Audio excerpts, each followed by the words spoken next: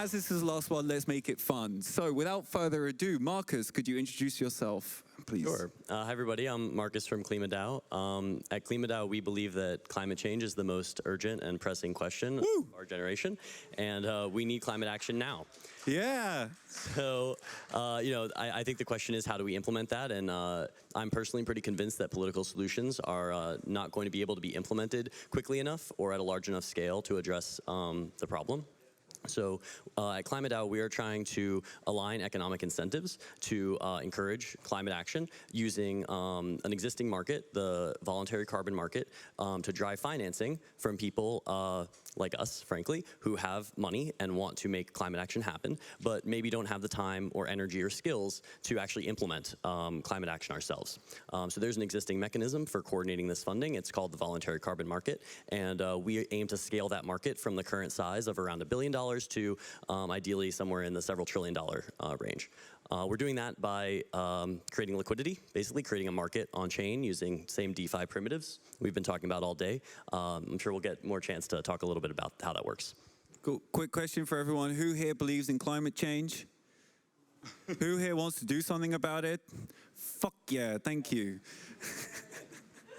We're not as interesting. We're a lending protocol, but definitely not as interesting as saving climate change. Euler is a lending protocol.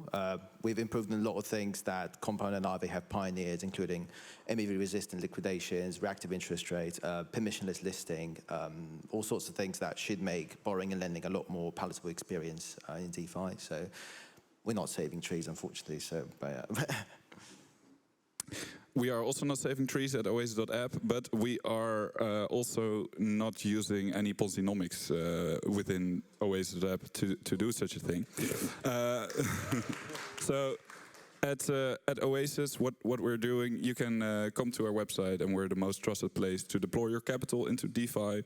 So we're not trying to give you those 100% or higher APYs that are definitely not sustainable. We're trying to give you the more sustainable, less risky yield out there. Cool, thanks a lot, guys. To kick everything off, could you share from your point of view what is Ponzinomics and what is yields? Yeah, so my interpretation of Ponzinomics is that it's an economic system where early participants are rewarded disproportionately compared to later participants, at least within the context of the system. And the question is, what are you using this economic mechanism for? So in the case of the classic Ponzi scheme, the original Ponzi, he was basically robbing Peter to pay Paul. He was taking people's money in and using the new money to pay off the old money, the old investors. Obviously a Ponzi, and specifically designed to not have any value, for there not to be a real business, no actual value creation, just transferring money from new investors to old investors. So that's what not to do when you're using Ponzinomics. You need to have some value prop. You need to have some actual real world value that you're going to deliver. And in that context, Ponzinomics is effectively an adoption strategy. It's a marketing scheme. And if you're using it as a marketing scheme to attract early attention, to get people in the door so that your value prop can be delivered, then I think it can be an effective tool. But if you're using it as the foundation for your entire economic system, I think then you're a Ponzi scheme. this is becoming this panel where I start agreeing with our panelists. Ash. I personally think Ponzinomics is a combination of a sale of your token and actual usage. So it's a bootstrapping mechanism where people, well, you channel your tokens into a specific activity rather than just selling to VCs or retail investors, you know.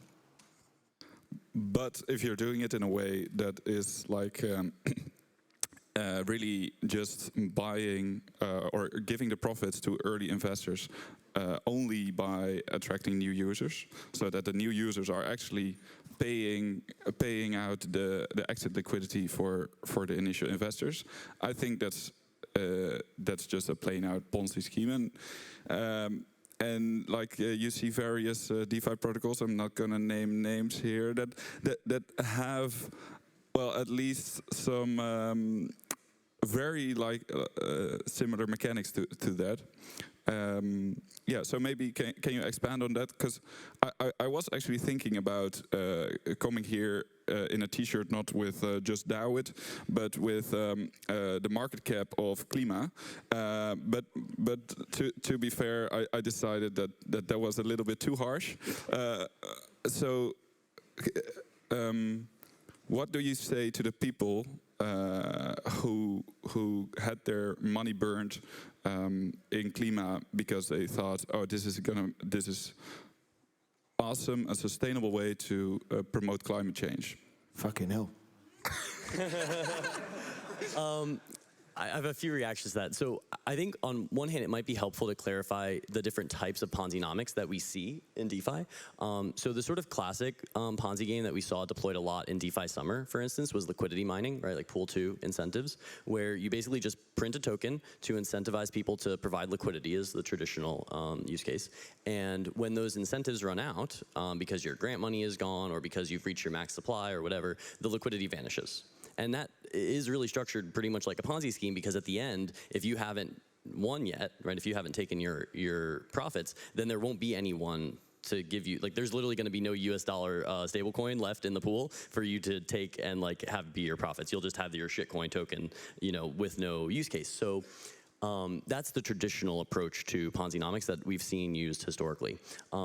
So Olympus invented a new, or applied a new type of Ponzinomics to their token launch, where they basically played a very high staking reward rate. And by staking, you would see your own balance go up at, you know, at the peak, like 120,000% annualized.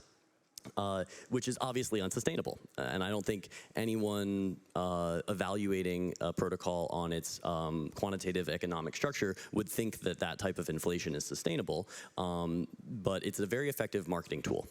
And as a marketing tool, as an adoption strategy, I don't see it as that different from liquidity mining with Pool 2 rewards. The big difference is that the liquidity in Pool 2 goes away when the incentives end. Right? The liquidity in Olympus will be permanent. As long as the protocol survives, the liquidity will be in the treasury, and so you won't be rugged, right? You won't be rugged of liquidity. You'll be able to liquidate. Even at the very end of the protocol, there will be liquidity. Are you satisfied with this answer? Well, I'll let you speak first, then I'll come back to this. I mean, we have to, it's not proven yet, I think, that if liquidity mining ends, that the project loses TVL. I mean, we're going to see now with Compound what happens to it. Like, if that indeed happens, okay. But I have a feeling that actually Compound reached a level where the infrastructure is trusted, people are still going to keep using it, and probably liquidity mining disappear is priced in. So if that happens, it could be, you know, the opposite. I think that actually points out a really important distinction, which is what I was talking about at first. If your Ponzinomic model can end and you still have like real value being generated, then you've succeeded. You succeeded, right? You've launched a new venture, you've started a new project, and you've ended the sort of unsustainable Ponzinomic mechanism that you use to bootstrap your launch. The problem becomes when you don't have a plan for ending the Ponzinomics and maybe don't have any real value being delivered by your protocol, then you're reliant on the Ponzinomics to survive. Are you reliant on the Ponzinomics to survive at the moment? No. Why not? We have non-dilutive revenue.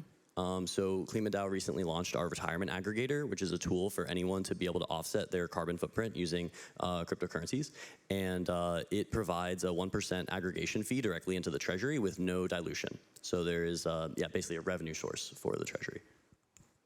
Does that treasury value also then reflect in the value of the token? Because based off of your market cap comment. Yeah. Well, and that's, you know, I can't comment on how the market values things, but the idea behind Klima is that our token is backed, not pegged. So there is a certain amount of carbon offsets in the treasury for every Klima token in circulation, and we stand behind that. The policy team will take actions in the market to assure that. Cool. You have something else to say?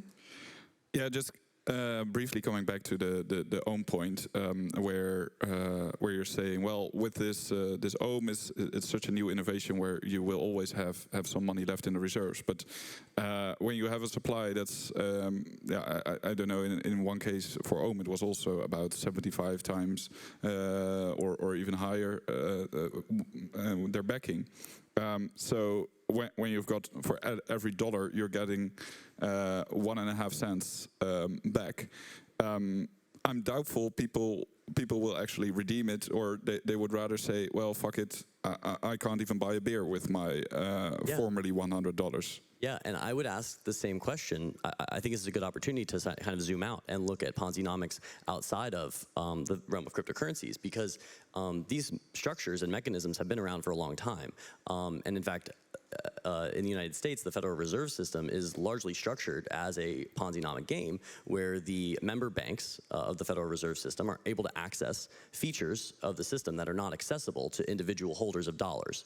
And so, like, yes, your ohm may only be backed by like $1 worth of value, but your dollars, I'm sorry to tell you, are not backed by $1's worth of value, okay? There's a belief that the Federal Reserve will step in and defend the value of the dollar, but we're already seeing in the current inflation we're experiencing that the buying power of the dollar is not assured by the fact that the Federal Reserve is backing it. So I guess what I'm saying is that Ponzinomics can be used for good, and we have seen it used for good in traditional financial systems like the Federal Reserve. That doesn't necessarily mean that it can't also be used to make a Ponzi scheme.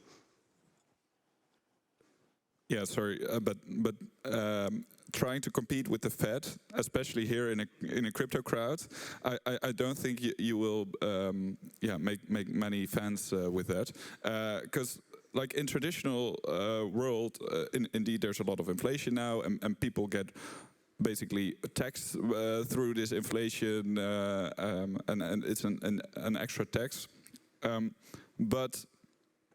Then saying like, but hey, inflation is good if you just stake it in our system. I don't really understand that marketing mechanism yet. Yeah, it has to be managed carefully, right? Because if you maintained 1,000% inflation, right? If the Fed was inflating the economy at 1,000%, the economy would rapidly collapse. Which is the current inflation rate that you can see on KlimaDAO.finance? Exactly. KlimaDAO's current annualized Klima reward rate is about 1,000% APY. That is not going to last forever. I hope that's not a surprise to anyone. So we have a framework that we put out, KIP3, and we're actually in the process of revising it, where we will gradually reduce the rate at which our supply inflates to sort of keep track with the growth of our protocol and also the growth of the broader carbon market on chain. At maturity, we expect something in the range of like 5 to 10%. We're talking years in the future, but that's sort of it's a risk-free rate. That's what we're trying to eventually create, is a risk-free rate on carbon offsets, similar to how the Treasury bonds used to be considered a risk-free rate, although now it's below inflation. So as I think that comment was made earlier, that you can't really beat inflation with the risk-free rate anymore, so it's not really risk-free. On the topic of inflation, like, obviously people in crypto, the Bitcoin narrative is anti-inflation, right? Do you think that the kind of Ponzinomics environment can, actually be an incentive for more people to migrate from this traditional, obviously broken fiat system to blockchain-based systems, and all the things that we've been talking about Devconnect, right? We're talking about real life inflation, you mean? Yeah, like crypto is, and like how can we combat inflation by moving society over to the crypto ecosystem, and Ponzinomics maybe being one of the incentive mechanisms to make that migration of society? Mm-hmm. Mm-hmm. Yeah, the thing that I think about is why inflation, right? Like, what actually is the cause of inflation? And you could say, oh, well, it's printing, too many dollars or printing too much of your token. But it's really about the relationship between value creation and token creation, or the value creation and dollar creation. If the economy was growing at, in lockstep with the dollar printing, then it wouldn't cause inflation. The buying power would be constant. So really, comes down to like macroeconomics and monetary policy. And old people. Yes, old people too, in the sense that basically the world has changed. We're all mostly on the younger side in this room, and The way that the world worked for the better part of a century when the Fed was successfully managing the global economic system has changed. And we see that happening all over the world. We see it with the egregious crisis in Ukraine. I think it's clear that the world order is shifting, and the question is, will the legacy institutions be able to keep up with the pace of change, or will we need new financial systems to adapt to that new world? Yeah, I think it's more about the rate of inflation rather than presence of inflation itself. Like 2% inflation per year is not such a bad thing. Like if you were to look at the, people look a lot at the dollar charts saying, oh, in 100 years it went from $100 to like 0.01 cents. But you're not alive for 100 years like continuously, right? You don't see that rate of decrease in your purchasing value per minute, right? Now, if you saw inflation like you did last 2 years and it goes up, but it goes down by 20%, the value of your stuff, then you start caring, right? So I think it's about the rate of inflation. If a project can say max inflation is going to be 4% per year and that's embedded in the smart contract, maybe that's not too bad. If it's like, it can be anything, yeah, so it's about the rate, I think. So I want to ask you, maybe I'm jumping ahead, what do you think is a sustainable yield, and do you think that it is proportional or like correlated to the maturity of the project paying it? Well, I think to get a sustainable yield, I think there are certain yields in crypto which are fairly sustainable. I think market making is sustainable in crypto. I think lending markets is a sustainable way to get a yield. And then there's possibly a third with like underwriting, but that's also really hard. So like premiums for both options and insurance. So I think there's basically those three types, and then there's the Ponzinomic type, which can add some additional sprinkle of yield on top of those. But I would personally not like to be involved with a project that's merely focused on this liquidity mining, just block rewards. Yeah. Oh, sorry. Yeah. So staking rewards. I think that's also a source of a stable yield. So there's actually then 4 sources of relatively good yields, which you can build on top of. And as at Oasis, we're more focused on that direction than trying to build a product on top of something that has 1,000% APY that is not going to last. The thing is though, like yields supposed to reflect yields are supposed to reflect risk, right? So stake div gives you a certain percent because it's less risky. Something risky gives you 10,000 because it's risky. So if you adjust for risk, aren't the yields very similar? I'm just trying to think about like, don't you, actually, if you adjust, aren't they the same? Yeah, that was kind of the way I was a bit of a leading question because I was trying to get at the point that the appropriate yield for a project, in my opinion, is proportional to the maturity of that project. And if you're early on, you kind of have to pay a higher yield because you're further out on the risk curve, right? You have to attract attention. But I think that the sign, if you're at maturity, if you've been around for years and you've got thousands of users and everything's going well and you're still printing at 1,000%, that's when I think you have to start asking questions about what is the long-term strategy. Yeah, definitely. That's just not sustainable. But I'm questioning also more in general whether allowing such, well, I wouldn't say that we should disallow your project to exist, because I think it's really great that you're actually trying to add value to combat climate change. But I mean more like having 1,000% APYs on front pages like across the space is causing people I get questions like, hey, I've seen this rate. Would you advise me to put my money in there? And I'm like, obviously not, but why can't you think of this yourself? And apparently there are many people who can't think of that themselves and think it's, I get sold this. So if they can sell me this, then it will probably be okay, because otherwise some lawyer would have said no or something like that. So I think it's just putting the whole space in a bad light and adding on top of the pile of bad things that Web3 has. Do you think they should be regulated? Well, I think if you guys would have had a prospectus, I think no one would have read the prospectus. So I don't think like that would have changed much. Yeah, but, yeah, and I think that gets to an important point, which is we are operating in a new space, right? We're trying to do things, not Klima, but like us, right? The crypto community. We're trying to do things that disrupt legacy institutions. Largely for-profit legacy institutions who deserve to be disrupted, for the record. They should be competitive. Banks should not be given free passes for negligence. But that's the world we live in. And in my opinion, there is a role to play of economic theory in informing our decisions about how we disrupt that legacy system. And I think Ponzinomics is one piece of economic theory that can be a very useful adoption tool.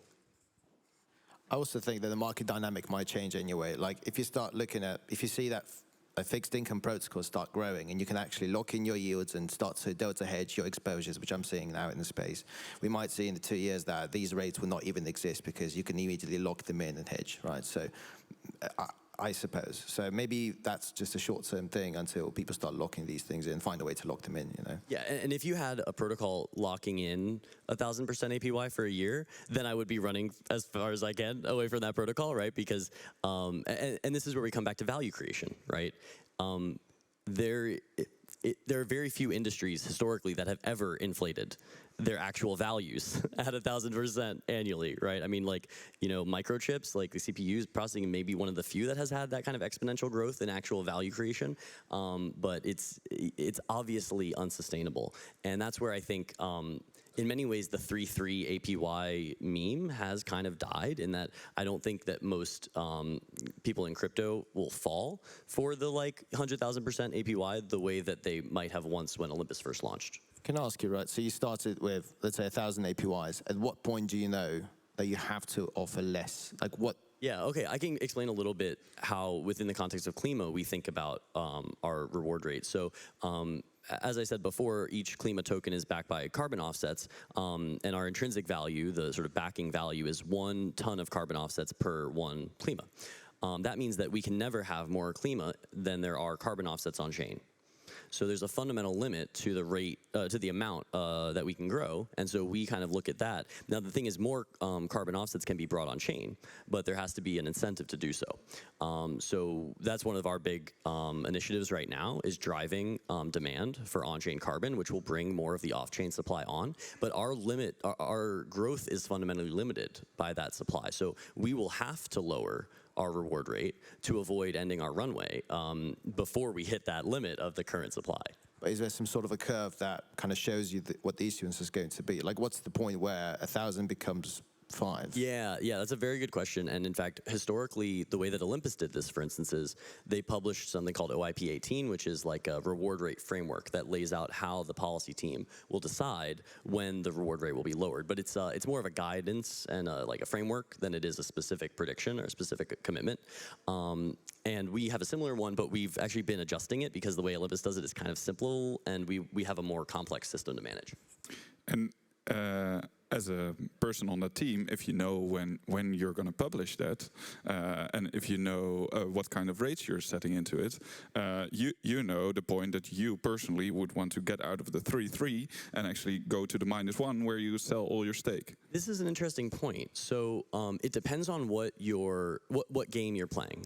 So we talk about 3-3 a lot, but I don't think that most people have gone through the game theory of like what 3-3 actually means. So the reality is that 3-3 only works in a very long time horizon with perfect information, okay? If the project is going to succeed, then 3-3 is your optimal outcome. Staying staked is your optimal outcome. But no one knows if the problem is going to succeed because we don't have perfect information. So that's the big question. If you believe in the long-term success of the project, then selling your rebases or something like that, or liquidating before the APY goes down, is kind of missing. You're leaving money on the table, basically. You're not aligned with the long-term success of the protocol. So if you believe the protocol is going to fail, you should probably just not be involved with that protocol. If you believe it's going to succeed, even when the APY goes down, you should stay staked, because in the long term, all the APY reduction is really doing is like pushing your rewards into the future indefinitely. So if you're really there for the long term and align with the long-term success of the protocol, you would stay staked rather than selling, even with an APY reduction. Quick question. Earlier you said, there's kind of like a guidebook of when they make the decision of how to change the rate. Could those things, or should they actually be like on-chain in the smart contracts where it's automated? I think so. Actually, there's been some research lately on how to kind of achieve what most Ponzinomics is trying to achieve, having the token go from 1 to 100 very slowly and steadily. I think at the end of the day, we're trying to do that. Like, we're trying to make sure the token doesn't pump and dump, right? And there's ways to do it, like by having a strong initial supply, to have high float, to have a issuance curve that looks like a bell curve. So if you price these things into the smart contract, you might achieve something better than this, right? Yeah, I think it does depend a lot on what the system is that you're trying to manage, because like, as an example, something like Yearn, where they're managing, yield vaults, basically. It's a relatively simple economic system to model. And so you can imagine designing a smart contract that incorporates all the relevant metrics and a couple of oracles, and you've got all the information you need to make reasonable decisions. I think if you're managing an entire new market on chain, like what Klima is trying to do, it's much more difficult to imagine how you would programmatically implement all of that, although it is theoretically possible.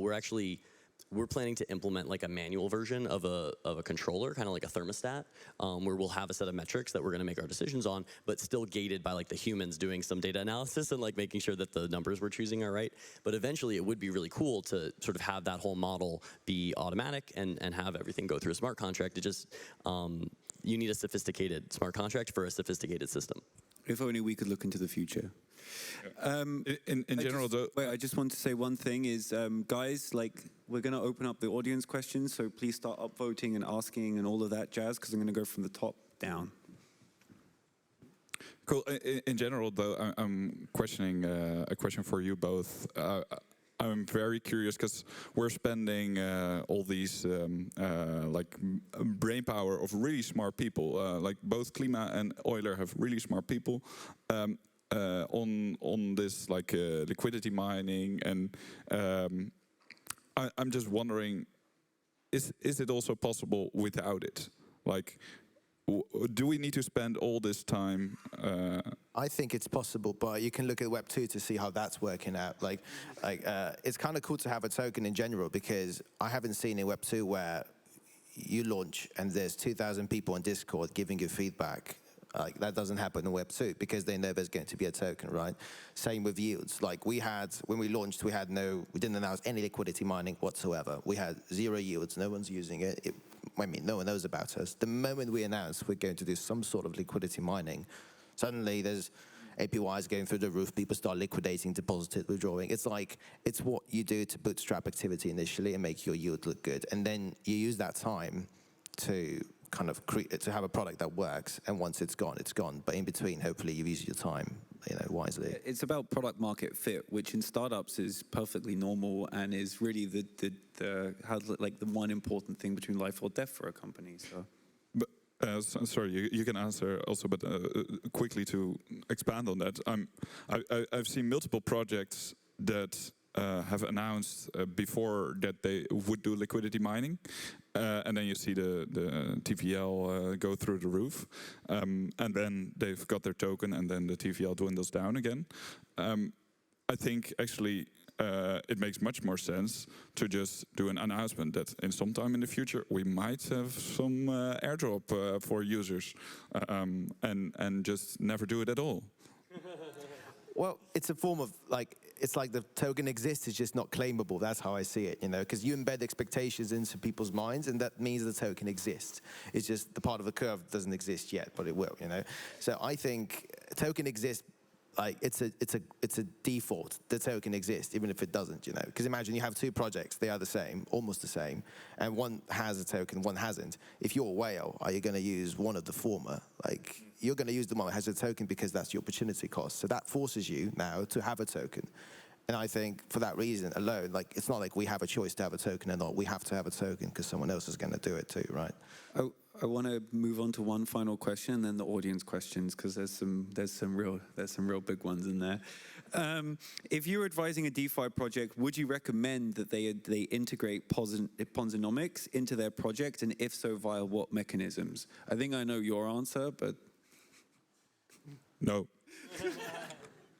By all means, I think it's a good idea, depending how. Like, I don't know, is it shilling or not? Like, can I explain how I do it, how we do it? Yeah. Like, we've incentivized borrowing on the lending protocol, so people borrow across different markets, and that pushes lending APYs higher. But also, you accrue tokens and you can stake them against different pools. And in the next 2 weeks, that pool is going to get those rewards. It's also quadratic, so there's diminishing returns and borrowing from the same pool, right? So people start shopping around different markets, and you see generally lending APIs tend to go up like across the curve, not just in top 3 markets, top 13. So if you incentivize what you want to see, APYs, borrowing activity, I think it's definitely a good tool. Don't just inflate it away and give it to, just give it for nothing, Yeah, I want to actually answer your previous question at the same time, because you were asking, like, do you need Ponzinomics? Should you? I think that's the first question you should be asking yourself as a new project is, like, is there a need for what Ponzinomics provides? The same way you would ask, is there a need for what Discord provides? Or is there a need for what any other tool or in your economic toolkit that you'd use? So with KlimaDAO, climate change is urgent, as we've all agreed, and I emphasized early on, and so we don't have any more time. We don't have any other options than to use everything we have on the table to force climate action now. I don't think that if your goal is to create the next big, 10,000 PFP NFT collection, that like having a Ponzinomic token is necessarily relevant or good for you. Makes sense. Makes sense.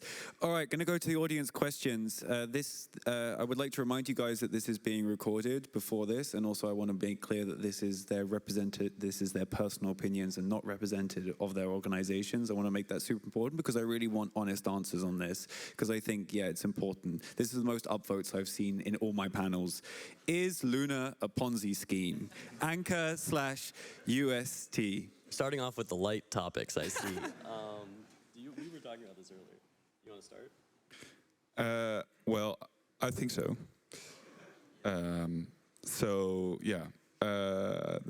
I think that's answer enough. I don't know. Do people need explanation on this even, or? I saw a meme somewhere like stable coins create good times create unstable coins, and bad times, something like that. But I mean, I think there should be definitely a conversation around what is a stable coin. A bank is a stable coin in a way, but it's not over-leveraged, over-collateralized, is it? Yet it's still a viable institution, right? So I'm not saying it's good or bad. I'm saying treating anything that's not over-collateralized stable coin might not be the best approach, while we have to recognize the systemic risks of having a token like Luna, maybe. So if you want to use it as collateral for multi-billion-dollar transactions, maybe you have to be cognizant of these systemic risks that are being created. But its mere existence, I don't think, is an issue. Yeah, I think that's... Like, okay, I'm going to just add on to this, like USDT. Right? There's been huge discussions about whether this is actually backed or not. And now there's a lot of controversy around Luna. Is this the new USDT, in a sense that everyone's just going to just accept it? And it's like, oh yeah, it's fine. We don't need to know all the specific, it doesn't need to be over collateralized. Like, yeah, what's your effect? Like, what are your thoughts on the effect of this on the long term of the ecosystem? Yeah, I think you got at exactly the right point. In the same way that is the US dollar the world's reserve currency, right? It's a question that we all thought was settled for a long time, and now it's not so clear. And I think you're right to ask the question, is it safe or good to have, a project like UST? And I think it remains to be seen, honestly. I think that I don't really know what Do Kwon's long-term vision is. It's not totally clear to me. But I think that if there is something more to it than just a stablecoin collateralized by Bitcoin to attract Bitcoin maxis into DeFi, I mean, that's a strategy. I don't know that it's a long-term strategy that is really set up for the success of the broader DeFi space. I think from a lending protocol perspective, we need to make sure that we don't have a 2008 scenario in DeFi. And this is where we either wait to blow up and the regulator comes in and fucks us all, or we self-regulate a bit and think prudently. So you can list something as, what's the systemic risk of listing something as collateral? Well, you can list something that cannot be liquidated. Let's say it's not liquid. In the event of a liquidation, you cannot sell it. There's no bids below 1, which often happens with stable coins. And that's something we have to think about. Will there be any bids below that level or not, you know.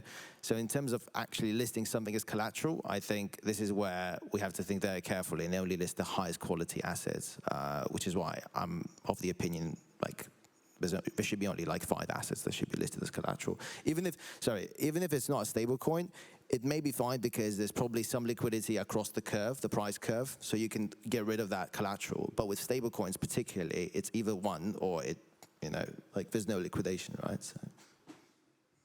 Yeah, I think DeFi is basically ETH and all of its staking variants. So Lido staked ETH and Rocket Pool ETH and Stakewise ETH, etc. WBTC, which is it's bridged. So, yeah, I hope that that we don't get a systemic risk there.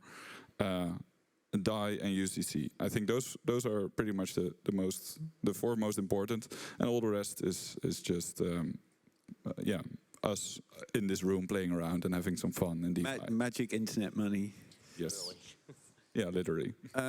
This one's directed to KlimaDAO. So right now the MC/TVR ratio for Klima is around 1. So Klima is now fairly priced fairly. So the only problem is that in the past speculators valued it too high? Question mark.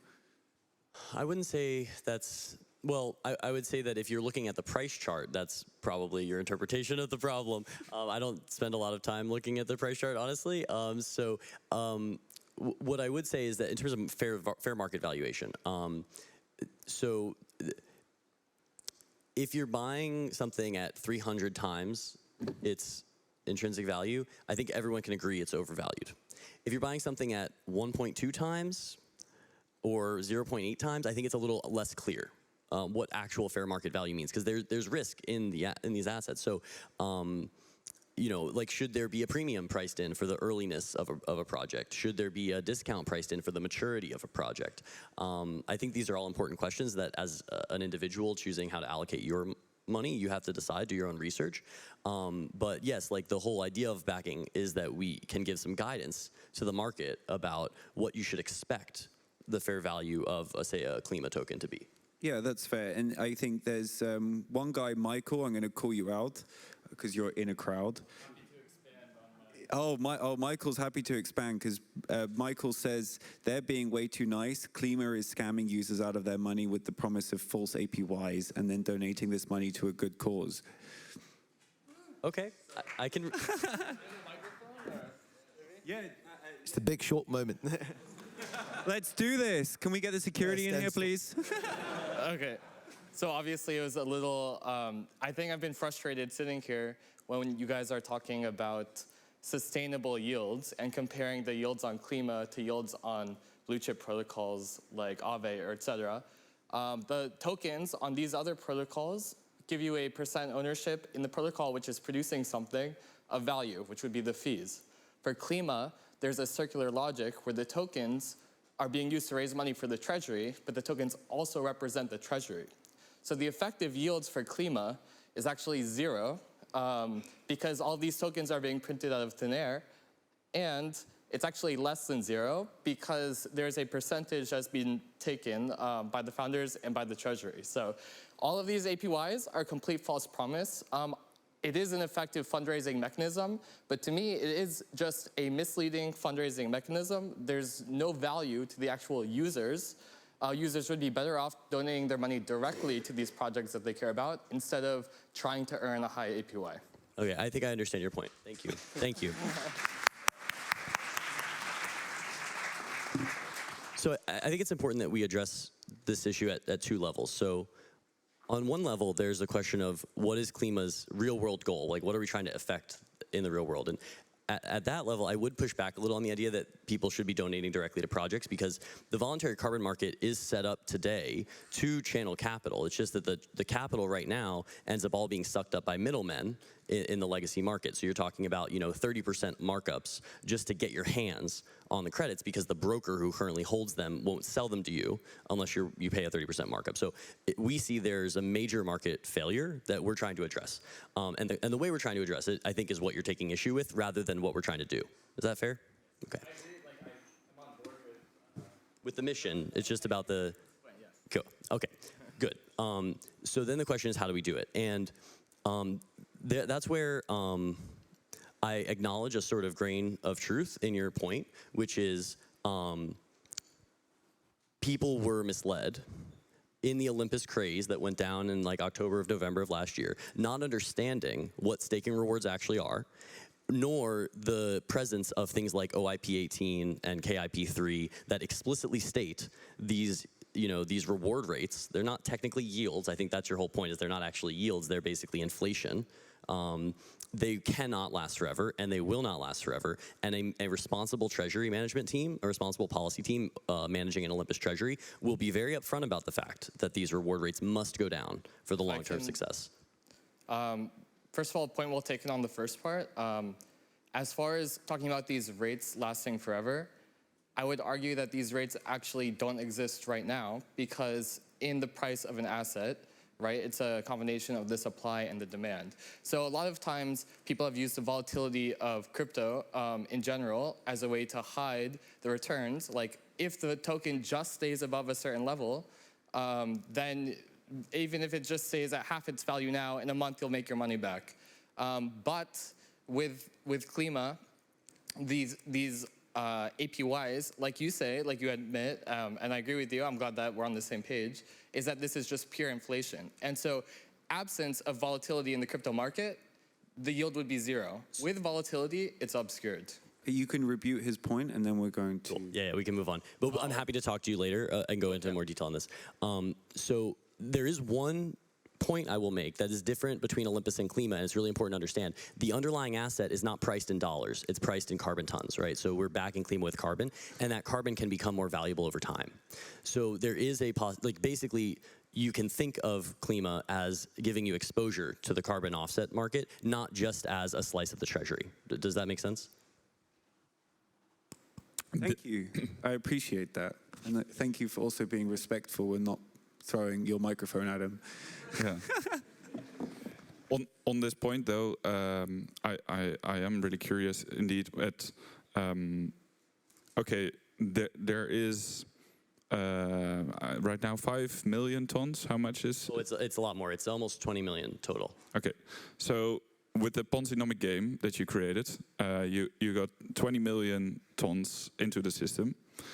With the Ponzinomic game you're creating, no, I'm just kidding. It's a I think liquidity mining is a bit more to the left on the risk curve than just a Ponzinomic game like Ohm.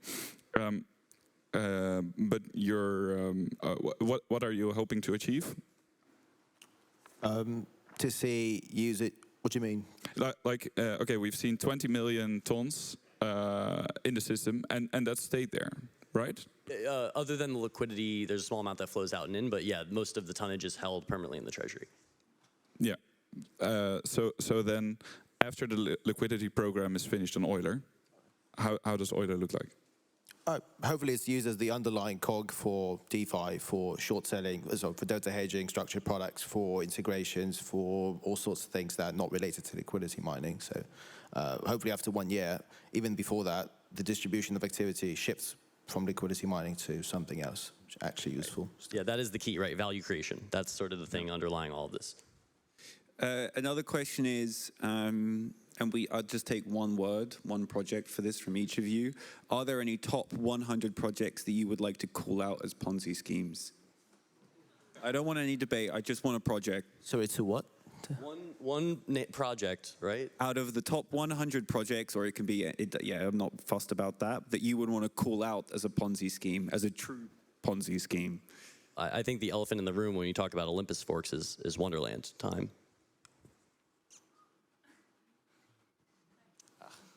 I really don't know much about Ponzinomics, to be fair. I don't even care about these APYs. I never yield farm crazy APYs. I use lending protocols and AMMs, and I keep it cool. And I yield farm whenever there's something really decent. How I don't even touch interpreting 10,000. that as like, fuck it, more Ponzi's. No, honestly, the opposite. I barely use anything that has more than 20% APYs, or unless I leverage up or something like that. So I don't even know what's going on there. Okay, I can't argue with that.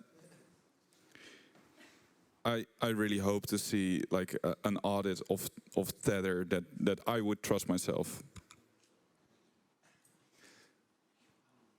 One. Jesus Christ. Yeah, like, I think, to be honest, like, maybe this is a nice question. I think it's also important. Everyone put their hand up in earlier, and I think all of you can maybe contribute to this, is what are the DeFi-related ways can we combat climate change? Is this where I get to show Klima? Or No, like... No, I know. I'm just kidding. I'm just kidding. I'm curious to hear what you guys think is outside of Klima, what you guys think is the opportunity. From my perspective, I think, move away from Bitcoin. Okay, so I actually think that this is going to play out in this year, or I hope it's going to play out this year. And the mainstream media is going to say in about 6 months from now, hey, Ethereum went to proof of stake. That's awesome. And it's still working, this system. Oh, and it's still moving a lot of value. Interesting. Bitcoin is on proof of work. Oh, why are they still on proof of work? And then you're going to get this mainstream media narrative of Bitcoin should move to proof of stake as well. Why can Ethereum do it and Bitcoin can't? Then you're going to get all these Bitcoin maxis who are so against ETH, and they just can't fathom Bitcoin ever going to proof of stake. And then I think, like, let's say June of next year, we're gonna see some guy proposing, just with all the code ready for Bitcoin to move to proof of stake. People are gonna follow it. There's gonna be a huge opportunity for that. And then we're going to get the scaling wars again. Like, is it going to be the Bitcoin fork, or is it going to be the Bitcoin proof of stake fork? I'm not ready to go through all of that again. Like, Jesus. Well, have fun Bitcoin next year. through this transition, or are you going to... Dump. I'm not holding any Bitcoin. There we go. Yeah, I think use DeFi, don't use TradFi. That's how I would think of it. Like, if you worked in the bank, or any shop, you know, there's 6,000 people in the middle office settling trades. Ethereum does that, you know, instantly on its own. Like, it's just much more climate efficient, whatever you call it, to use DeFi than TradFi. So screw TradFi, long live DeFi. Woo! Yeah. Finally, yes. Exactly. I mean, beyond everything I've been talking about with what we're trying to do at KlimaDAO, I think there is a more direct action that every protocol, every project, every blockchain in the space can be taking, which is to calculate and offset your historical and ongoing emissions. And we can help you. Reach out to us. We have a Klima Infinity program where we are basically trying to do this. I'm personally on a mission, once the merge is complete, I am on a mission to offset all of the historical proof of work emissions of the Ethereum network. So if you want to work on that, let me know. Amazing. I'm super happy we could end on the sustainability topic, actually, because, yeah, there's only one planet and we can't Ponzi our way out of that at the end of the day. So thanks ever so much, guys. Thank you. Thank you. Thank you, guys.